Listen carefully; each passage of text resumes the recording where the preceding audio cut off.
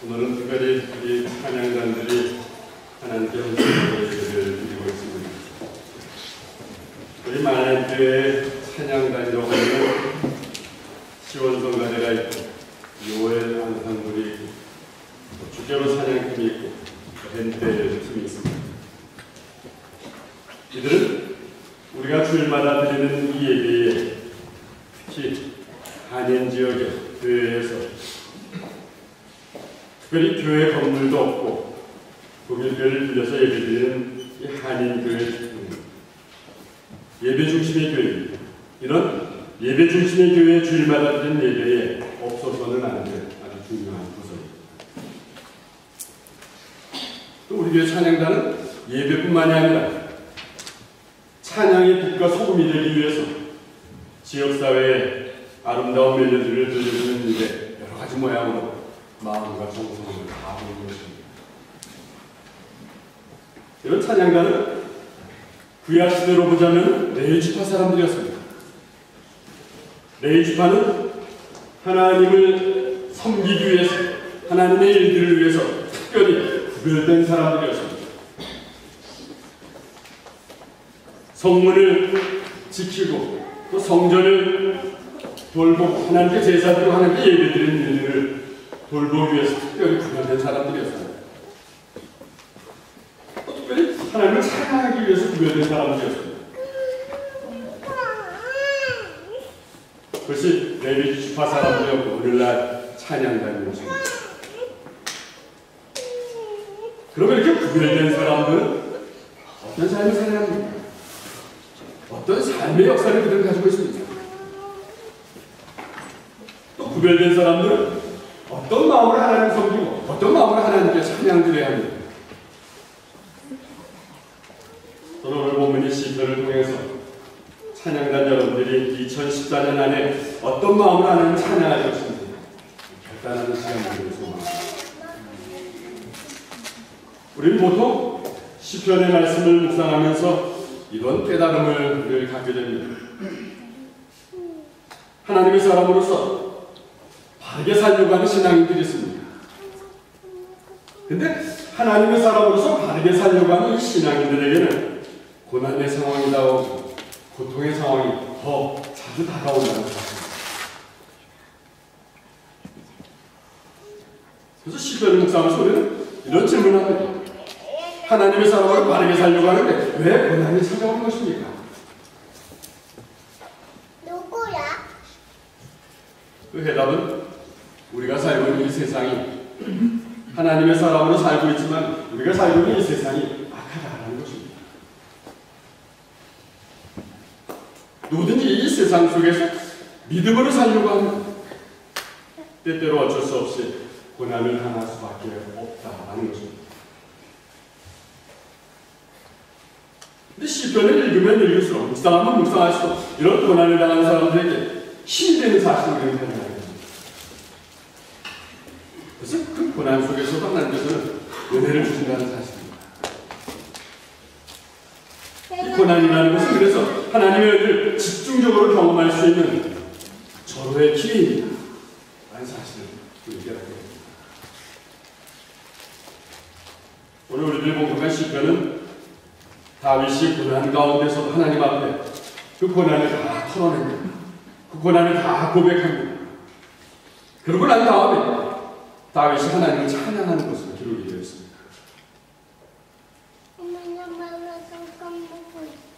그런데 저는 이 상황을 우리의 삶에 한번 적용해 봅니다.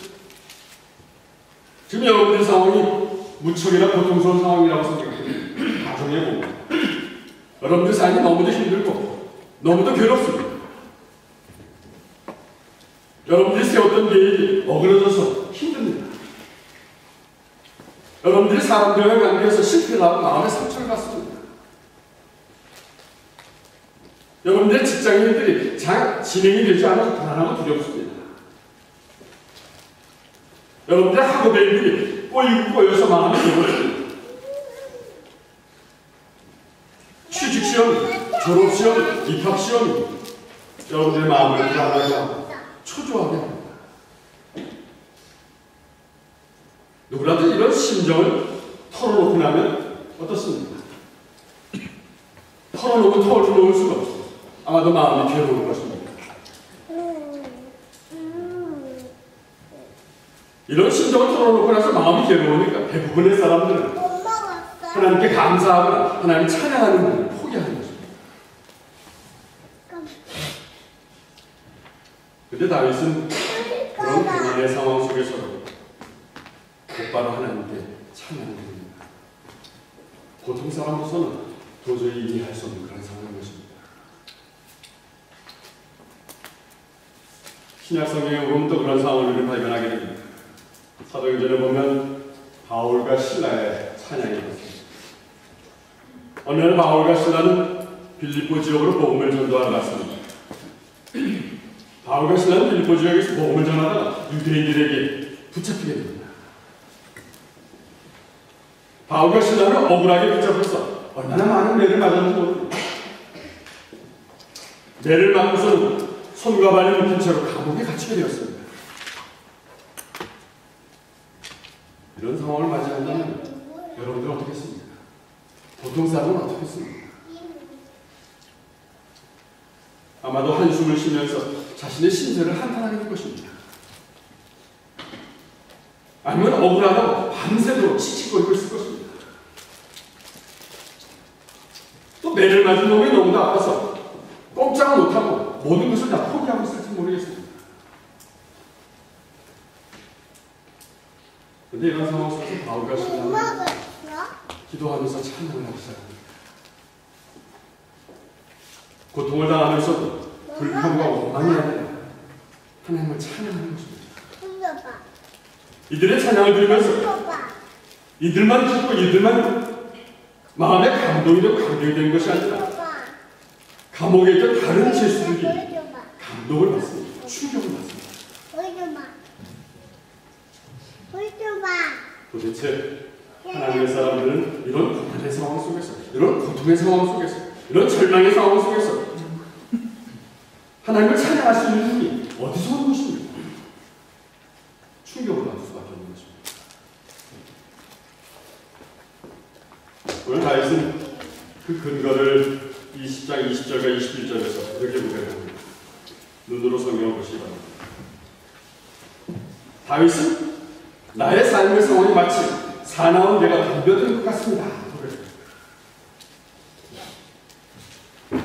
또 나의 삶의 상황은 사자가 입을 크게 벌리고 달려들 것 같습니다. 고백합니다. 또 들소가 뿔을 들이대면서 나에게 달려오고 있습니다. 고백합니다. 그런 상황 가운데 다윗이 고백합니다. 내 목숨을 건져주십시오. 나를 보호해 주십시오. 우리말로 번역한 성경을 보면은 다윗이 목숨을 건져주십시오. 나를 보호해 주십시오. 라는 의미는 내가 지금 당장 죽게 되었으니 내 육체를 보호해 주십시오. 라는 설명으로 이해가 되기가 쉽습니다. 근데 오늘 다윗이 내 목숨을 건져주십시오. 라고 고백하면 이 히브리의 원어를 한글로 직역해보면 이런 것입니다. 내 영혼을 구해주십시오. 사나운 개가 입을 열고 달립니다. 사자가 입을 크게 벌리고 나에게 위협합니다. 들소가 불러 나를 닫으려 합니다. 이 상황 속에서 다윗은 내 영혼을 구해주십시오. 라고 고백합니다. 루터는 독일어로 이 부분을 에레트-헬레라고 번역하고 있습니다. 다윗은 고통스러운 상황 속에서, 위험한 상황 속에서 영혼을 구해달라고 합니다.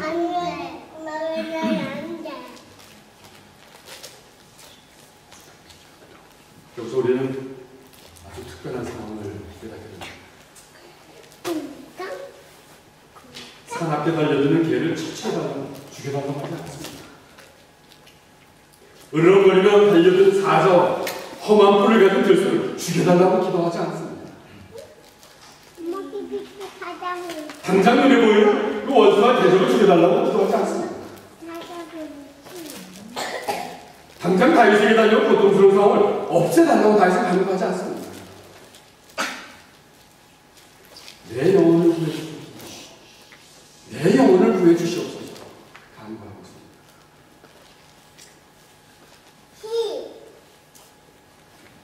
근데 다윗은 왜 영혼을 구해달라고 하는 것입니까? 질문할 수밖에 없습니다. 다윗의 마음을 이해하기 쉽게 예를 들자면 저는 이런 상황을 예를 들고 싶습니다. 우리들이 자전거를 탈 때에 자전거 말고 꼭 필요한 중요한 물건이 있습니다. 그게 뭡니까? 헬멧입니다. 머리에 쓰는 헬멧입니다. 자전거를 타다가 부딪히거나 자전거를 타다가 넘어지면 머리를 다칠 가능성이 있기 때문인 것입니다. 그래서 자전거를 탈 때에는 헬멧을 꼭 착용하게 되어 있습니다. 자전거를 타다가 넘어져서 팔이 다치는, 다리를 다치는. 근데 사실은 팔을 다치고 다리를 다치는 것이 생명에는 그렇게 지장이 없는 것입니다. 팔을 다쳐서 해서 죽지 않습니다. 다리를 다쳤다고 해서 죽지 않습니다. 근데 머리를 다치면 어떻습니까? 머리를 다친다면 그만 끝장입니다. 우리들이 하나님의 사람으로 고통을 당할 때 다른 부분이 손해를 보는 것은 다시 회복이 될 수 있는 것입니다. 열심히 모아놓은 재산이 다 없어서 괴롭습니다. 그동안 여러분들이 열심히 일해서 올라간 직책을 갑자기 잃어버려서 고통스럽습니다. 시험에 실패를 해서 힘듭니다. 시험에 실수해서 절망스럽습니다. 근데 이런 일들은 당장 당하는 사람들에게는 어려운 상황이 될 수도 있습니다. 근데 이런 일들은 그래도 생명에는 그렇게 치명적인 것은 아니라는 것입니다. 그러나 하나님의 사람으로서 이런 일로 인해서 영혼을 다친다면 치명적인 것이라는 것입니다. 이런 일로 인해서 하나님을 향한 마음을 잃어버린다면 치명적인 것이라는 것입니다. 그래서 다윗은 영혼을 지켜주기를 하나님께 간구하고 있는 것입니다. 세상의 악한 세력들이 자신의 육체에 고통을 주고 세상의 악한 세력들이 자신의 마음에 두려움을 주지만 자신의 영혼만을 건드리지 못하도록 하나님께 기도합니다. 그렇습니다. 그래서 영혼이 살아있는 사람은 어떤 상황에서도 담대합니다. 강합니다. 악한 세력이 죽지 않고 아무리 달려와도 당당하고 담대합니다.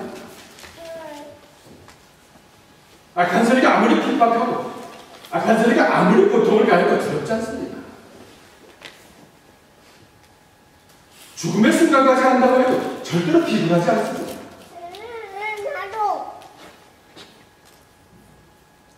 초대교회에 우리 스테반 집사님으로 전했습니다.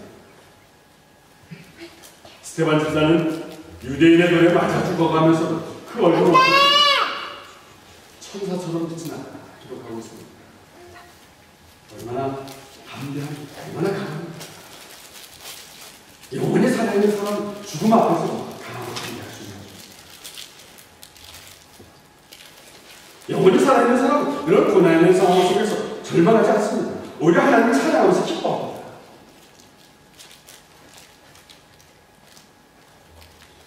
영원히 살아있는 사람이 기뻐하면서 찬양하는 모습을 주변의 사람들이 보면 얼마나 기쁘고 얼마나 힘이 되겠습니까?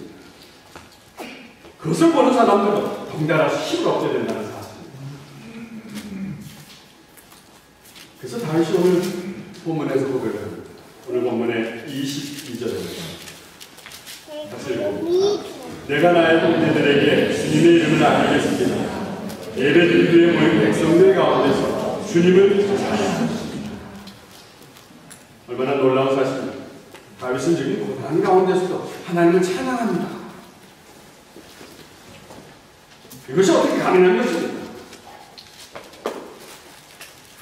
다윗은 자신이 당한 고통 가운데서 아마도 하나님 주시는 은혜를 그 가운데서 체험했을 것입니다. 다윗의 고통 가운데서 하나님께서 늘 찬송할 거리를 주셨을 것입니다. 하나님은 나와 함께 하십니다. 라는 사실을 그 순간은 늘 알려주셨을 것입니다.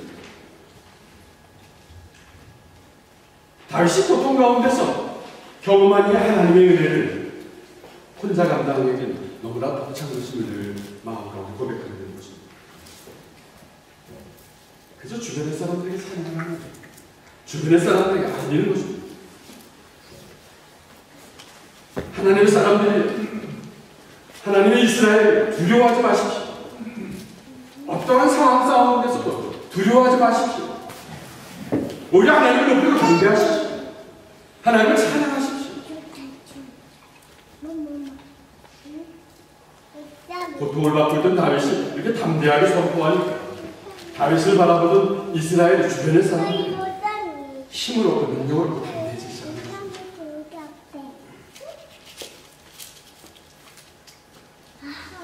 여기서 저는 이런 질문을 해봅니다. 지금 다윗이 두려워하지 말고 하나님을 찬양하라고 하는 이 담대함의 근거는 과연 무엇입니까? 하나님을 선포하고 하나님의 살아계심을 전할 수 있는 이 힘은 어디서 왔습니까?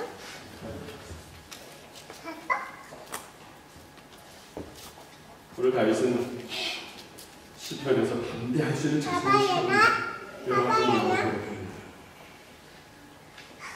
다윗의 체험은 하나님은 다윗의 비참함을 절대로 모른 채 하지 않으신 하나님이십니다 라는 체험이었습니다. 그래서 24절에서 고백합니다.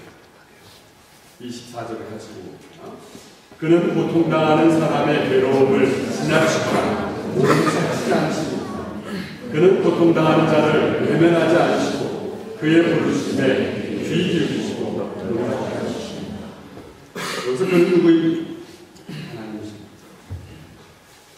하나님은 고통당하는 사람의 비참함을 무시하지 않으시는 하나님이십니다. 다윗이 고통 중에 부르짖는 기도에 얼굴을 숨기지 않는 하나님을 늘 체험했던 것입니다. 다윗이 기도하면 기도할수록 성령으로 응답하신 하나님을 늘 체험했던 것입니다. 그러면서 지금 당하는 고통이 단순한 고통이 아니라 하나님께 쓰여지기 위해서 준비되는 과정이라는 것을 다윗은 늘 체험합니다. 이런 체험을 한 다윗이 가만히 있을 수가 없었던 것입니다. 하나님을 선포해야만 합니다. 하나님을 찬양해야만 했습니다. 하나님을 간증해야만 했습니다. 이거 뭐야? 그래서 다윗이 고백합니다. 내가 부르는 찬송은 하나님께로부터 온 것입니다. 나의 입에서 찬송으로 나오는 모든 소원들은 하나님의 말씀입니다. 내가 찬양드리는 그 찬양의 내용은 하나님을 체험한 그 하나님의 찬양, 하나님의 말씀입니다.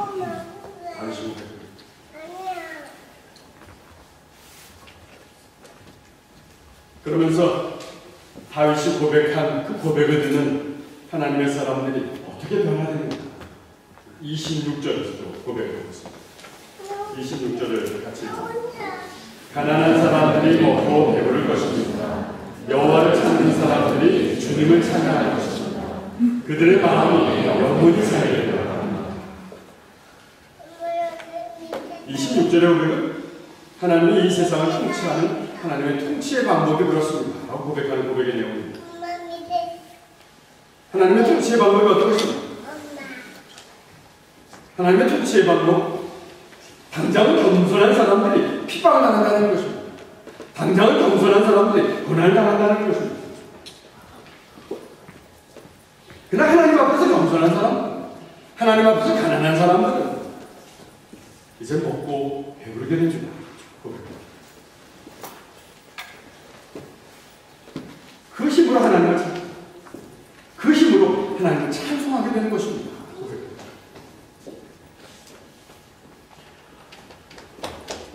겸손한 사람들의 하나님을 향한 찬양은 힘이 있는 것입니다. 겸손한 사람들의 하나님을 향한 찬양은 소망이 있는 것입니다. 은혜가 넘치는 것입니다.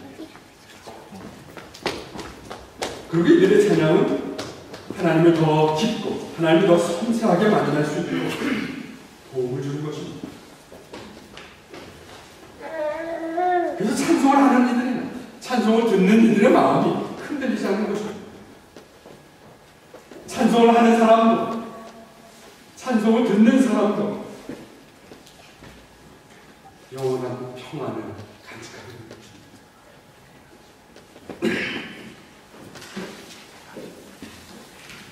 여기서 우리는 이런 질문을 해봅니다. 그러면 하나님께서는 이런 삶을 통해서 무엇을 계획하고 계십니까? 왜 우리로 하여금 찬양하게 하십니까?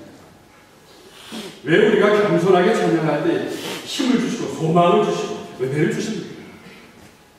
영원한 평안을 왜 우리에게 약속하십니까? 하나님의 계획은 무엇입니까? 27절에서 다윗이 고백합니다. 같이 읽어봅니다. 온 세상 사람들이 여호와를 기억하고 주님께 돌아올 것입니다. 모든 민족들이 주님께 엎드려 예배할 것입니다. 하나님의 계획이 이루어질 것입니다. 하나님의 사람들이 악의 세력에 넘어가지 않고 찬양을 하게 하는 것입니다. 하나님의 사람들이 악의 세력에 넘어가지 않고 찬양을 하면서 고통의 순간을 믿음으로 이기게 하는 것입니다. 그래서 온 세상에 그 사실을 알게 하는 것입니다. 그래서 온 세상 사람들이 하나님을 기억하게 하는 것입니다. 그리고 하나님을 경배하게 하는 것입니다. 하나님께 돌아오게 하는 것입니다.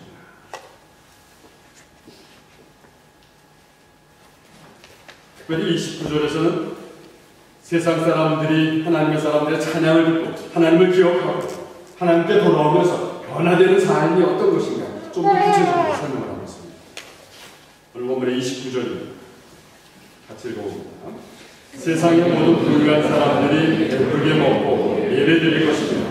멸망의 땅에 누워있는 자들도 주님께 엎드려 절할 것입니다. 죽음에 이른 자들도 그리할 것입니다. 가만히 생각해 보시기 바랍니다. 다윗은 지금 하나님의 사람들의 찬양을 듣고 변화된 사람들의 삶을 설명하고 있는 것입니다. 세상의 모든 부유한 사람들, 배부르게 먹는 사람들, 그들을 바라볼 때 여러분들의 시선은 어떻습니까? 배부르게 먹는 사람, 부족할 게 없는 사람들 어떻습니까? 배부르게 먹고 부족할 것이 없는 사람들 아마도 하나님을 찾지 않는 사람들일 것입니다. 교만한 사람들일 것입니다.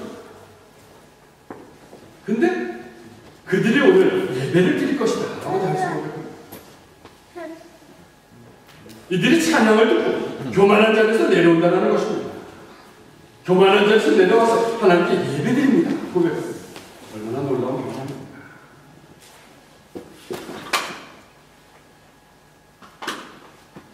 또 사람들은 자신을 열심히 드러냈는데 최선을 다하고 있습니다. 자신을 열심히 드러내면서 나타납니다. 자신을 열심히 드러내면서 나타내면서 산다고 하지만 자신은 어떻습니까? 자신이 열심히 드러내면 드러낼수록 절망의 자리로 내려가고 자신이 열심히 나타내면 나타낼수록 멸망과 죽음의 길에서 벗어나지 못한다는 사람들 우리 많이 듣고 보게 됩니다. 멸망의 땅에 누워있는 자들을 지금 다윗이 이렇게 표현하는 것입니다. 멸망의 땅에 누워있는 자들은 그냥 누워있는 자들이 아닙니다. 그동안 자신을 열심히 드러내는 사람입니다. 그동안 자신을 열심히 나타내는 사람입니다. 자신 스스로도 열심히 산다고 하는 사람입니다.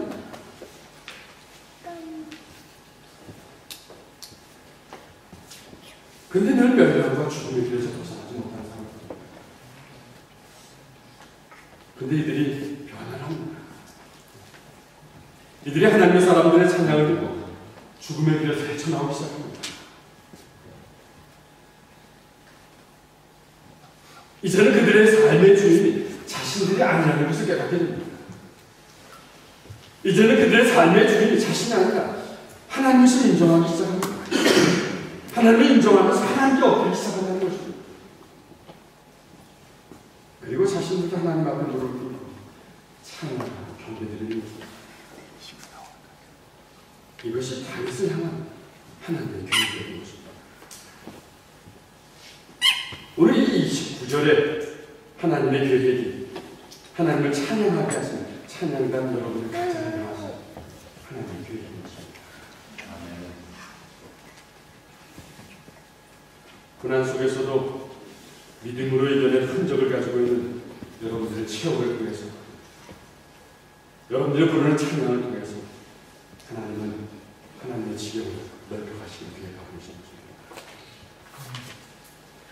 사랑하는 하나님의 찬양단 여러분 각자를 향하신 하나님의 계획이 이런 것입니다. 여러분들 모두는 어떠한 이유에서든지 이곳 하나님에 오게 되었습니다. 이곳에 와보니 어떻습니까? 여러분들이 이곳에 와보니 한국에서는 상상할 수 없었던 일들을 경험하게 될 것입니다.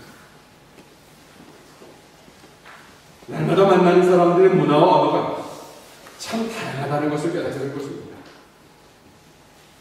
얼마나 많은 나라 사람들이 이곳에 모여 살고 있는지 경험하게 될 것입니다. 또 얼마나 생각이 다르고 얼마나 전통이 다르고 얼마나 나와 다른 사람들이 많이 살고 있는가 매일매일 여러분들은 느끼게 될 것입니다. 근데 저는 이들을 매일매일 만나면서 절대로 영적 전쟁을 피할 수 없다는 것을 절실하게 느끼게 됩니다. 문화와 언어가 다른 사람, 전통이 다른 사람, 나와 생각이 다른 사람, 이들과 매일매일 만나면서 우리는 영적인 전쟁을 늘 하고 살아야 한다는 사실입니다. 영적인 전쟁이라는 것이 무엇입니까? 영적인 전쟁이라는 것은 여러분들이 매일매일 만나는 주변의 동료 사람들에게 하나님이 살아계십니다 보여줘야 하는 것입니다. 여러분들 가정에서 가족에게 날마다 하나님이 살아계신 하나님이십니다 선포해야 한다는 것입니다. 또 하나님을 잃어버린 문화 속에서 자라는 우리의 자녀들이 있습니다. 그 자녀들에게 올바른 하나님이 살아계십니다 보여줘야 한다는 것입니다. 여러분들 매일매일 만나는 직장의 동료들, 교수들, 학생들, 그들 중에는 하나님을 인정하지 않는 사람들이 많이 있을 것입니다. 하나님을 인정하지 않으면 그들과 만나면서 정신을 차려야 한다는 것입니다. 정신을 차리고 그들에게 하나님의 살아계심을 선포해야 한다는 것입니다.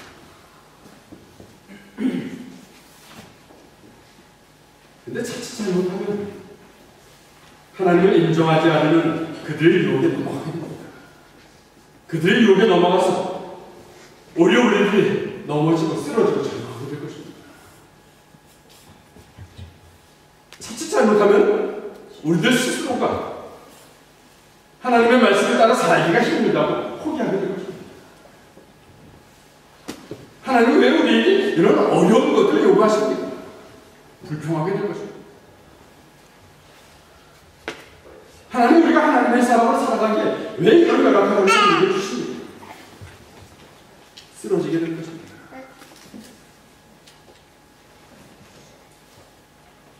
그래서 그들에게 조롱을 당할지 모르겠습니다.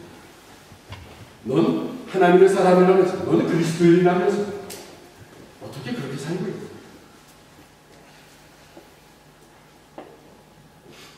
그러나 정신을 차려야 합니다. 정신을 차리고 하나님을 잘 모르는 사람들에게 하나님의 어떤 분이신가 알려야 하는 것입니다. 선포해야 하는 것입니다. 또 하나님을 대적하는 사람들을 향해서 여러분들 중심에 있는 하나님을 보여줘야 하는 것입니다. 나타내야 하는 것입니다.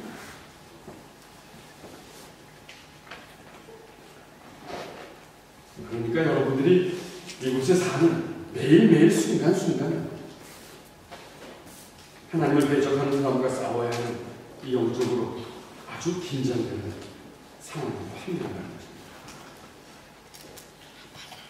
하나님께서는 이곳에서 여러분들이 하나님의 사랑으로 하나님을 찬양하고 하나님의 사랑을 전하게 하시는 보내신 것입니다.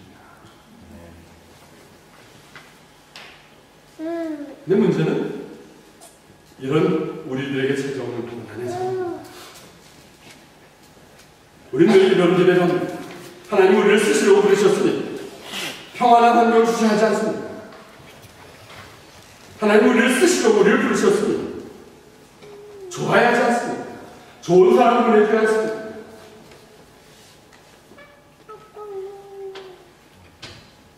근데 저는 다른 부분을 생각합니다. 영적으로 아주 긴장이 되는 이곳의 삶이라는 것은 영적으로 긴장이 되고 영적으로 날마다 싸워야 하는 이것의 삶이라는 것은 그런 삶 속에 사는 우리들의 삶이라는 것은 그런 우리의 삶에 날마다 고난이 닥쳐온다는 것은 너무나도 당연한 일일 것입니다. 그래서 여러분들을 이곳에 보내신 것입니다. 근데 고난이 닥쳐오는 상황 속에서 가만히 생각해 봅니다. 여러분들에게 고난이 닥쳐온다는 것은 이제 여러분들에게 하나님께서 상을 주실 때가 가까웠다는 상황입니다. 여러분들이 고난이 다가올 때 하나님 나에게 상 주실 것입니다 라는 생각을 한번 해보시면 좋겠습니다.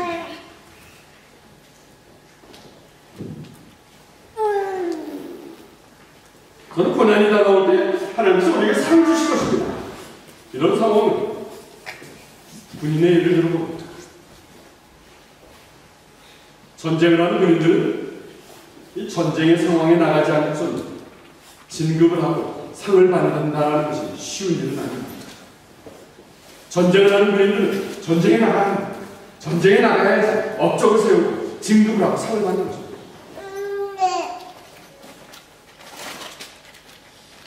평상시의 상황이 아니라 전쟁이 일어나면 어떻습니까? 전쟁에 참여하면서 공을 세우게 되는 것입니다. 전쟁에 참여하면서 훈장을 하게 되는 것입니다. 여러분에게 찾아오는 고난의 상황이 바로 이 상황이라는 것입니다. 이 고난의 상황이 담대하게 대처할 수 있는 여러분들과 저의 상황이 되어야 합니다. 이 고난의 상황에 우리들이 어떻게 해서 담대할 수 있습니까? 그 이유가 있습니다. 다윗이 고백합니다. 우리의 고난의 상황 속에서 하나님께서는 함께 하십니다. 우리가 고난당할 때 하나님께서는 당신의 얼굴을 숨기지 않습니다. 우리가 고난의 상황 속에서 간절히 부를 때에 우리에게 성령을 부어주셔서 담대하게 하시는 분이 하나님이십니다. 우리가 간절히 부를 때 성령을 부어주셔서 우리에게 찬송하게 하시는 분이 하나님이십니다. 그래서 결국 승리하게 하십니다. 결국 승리하게 하셔서 그 승리한 우리의 삶을 통해서 하나님께서는 모든 백성들에게 모든 열방들에게 주제가 되시는 나타내십니다. 승리한 우리의 삶을 통해서 모든 열방들이 하나님 앞에 저하고 맞지 하나님이시는 것입니다. 이 일을 위해서 여러분들에게 찬양의 능력을 주시는 것입니다. 이 일을 잘 감당할 때 하나님께서 여러분들에게 훈장을 주실 것입니다. 그러니 이제 여러분들에게 어려운 일이 닥쳐올 때마다 낙심하지 말아야 할 것입니다. 절망하지 말아야 할 것입니다. 고난이 닥쳐올 때 오히려 여러분들 기뻐해야 할 것입니다. 고난의 때 여러분들은 찬송케 하신 하나님을 더욱 의지해야 할 것입니다. 그리고 찬양해야 합니다. 선포해야 합니다. 올 한 해 하나님 주시는 이 능력의 찬양, 하나님은 살아계십니다. 하나님은 우리의 주인이십니다. 선포하며 살아가는 저와 여러분의 삶을 간절히 축복합니다. 아멘.